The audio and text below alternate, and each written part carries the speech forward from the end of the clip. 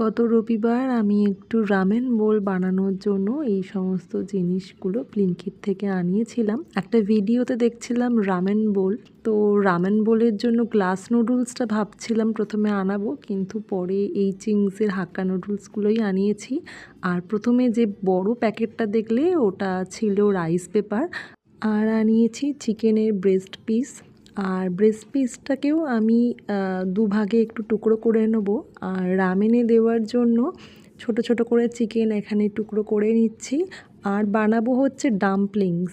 Ramen বলেতে আমি এটা নিজে থেকেই অ্যাড করেছি।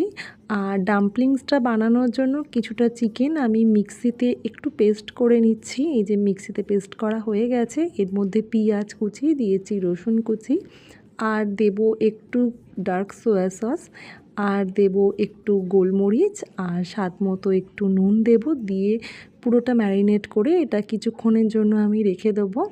আর এবার ব্রেস্ট পিসগুলোকে আমি একটু পাতলা স্লাইস করে নিয়েছিলাম, সেটার মধ্যে দিয়ে নিচ্ছি আদা রসুন লঙ্কা পেস্ট, আর অল্প দিচ্ছি নুন, একটু সোয়া সস, আর দিচ্ছি এখানে ঝাল লঙ্কার গুঁড়ো, আর দেব এখানে অল্প একটু ভিনিগার।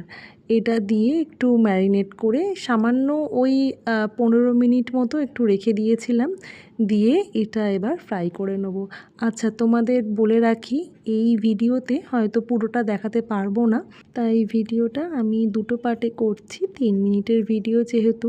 তো পরের পার্টটা তোমরা কিন্তু অবশ্যই দেখো, দেখলে আশা করি বুঝতে পারবে যে রামেন বোলটা শেষমেশ কীরকম হলো। আর এখানে অল্প একটু তেল দিয়ে চিকেনটা আমি একটু ফ্রাই করে নিচ্ছি। আর এই রামেন বোলটা সম্পূর্ণ কোরিয়ান ডিশ, তো বোলটা পুরোটা সাজানোর পর দেখতেও হয়তো একটু অন্যরকম হবে।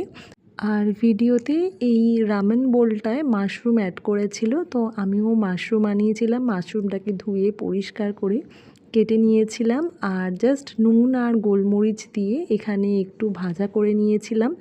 এবার রামেনটার জন্য কড়াইতে অল্প করে তেল দিয়ে কুচিয়ে রাখা পেঁয়াজ রসুন দিয়ে একটু ভালো করে ভেজে নিচ্ছিলাম। তারপর কুচিয়ে রাখা চিকেনের টুকরোগুলো দিয়ে একটু ভেজে নিয়েছিলাম। আর এবার দিয়ে নিচ্ছি অল্প করে গোলমরিচ, তারপর দেব জল। আর রামেনটাকে আমি অর্ধসিদ্ধ করে নিয়েছি আগে থেকেই।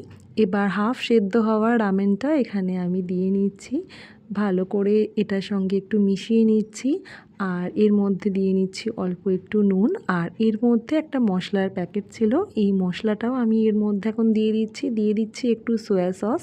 এবার রামেনটা আমাদের মোটামুটি রেডি। পুরো রান্নাটার জন্য পরের ভিডিওটা অবশ্যই দেখো।